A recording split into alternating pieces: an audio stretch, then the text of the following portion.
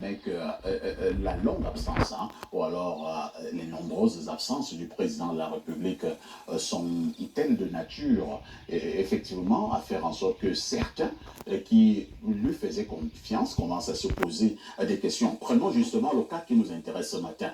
Est-ce que ça ne pouvait pas être plus important et plus significatif si c'est le président de la République même qui prenait l'initiative de recevoir ces hommes politiques du RDPC?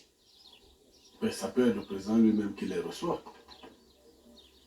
Pour l'instant, ouais. Nous voyons le SGPR les recevoir. Et je vous dis que ça peut donc être le président lui-même. C'est-à-dire quoi? Il les reçoit en esprit? Non. Monsieur Somba nous trouble. S'il vous plaît, c'est monsieur Niémé qui a la parole. Allons-y, Pierre. Parfait, ici, vous demandez si les gens ne peuvent pas perdre confiance. Parce qu'on ne voit presque plus le président de la République. Certains ici ont le privilège d'avoir été déjà parlementaires. Mais il n'y a pas de ministre sur ce plateau.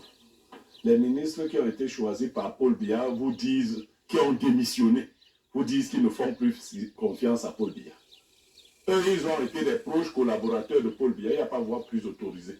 Issa Tiroma qui a chanté des refrains plus mélodieux que tout ce que nous entendons ici, vous dit aujourd'hui que le président de la République n'est plus à mesure. C'est Issa Tiroma qui parle comme ça.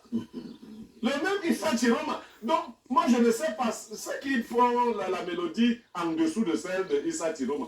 Issa Tiroma aujourd'hui dit ce que nous disions déjà depuis. Donc, on sait que ces choristes vont nous retrouver au niveau des chœurs. Parce que nous entonnons l'hymne, ils vont faire les chœurs. Aujourd'hui, tout le monde veut profiter des derniers moments de Paul Biya. Mais on ne peut pas être dans un état sérieux. On dit qu'on est en train de recevoir les gens pour une possible candidature.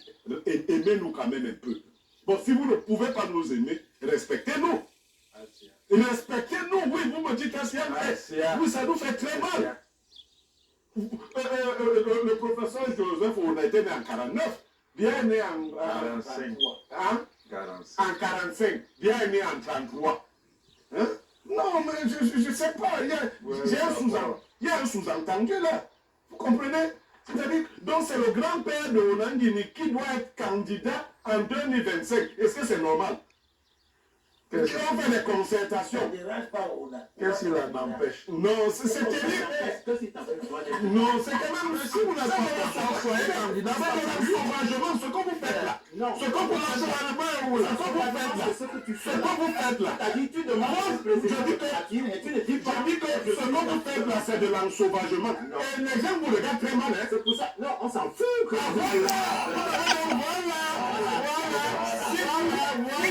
Voilà.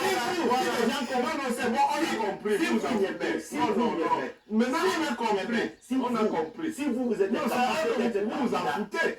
Vous en foutez. Si vous êtes incapable, vous êtes fort. Vous en foutez. C'est pas la force. C'est quoi? On s'en fout quand vous êtes mal parce que vous êtes incapable d'être candidat. Vous vous en foutez pourquoi? Merci. Hein.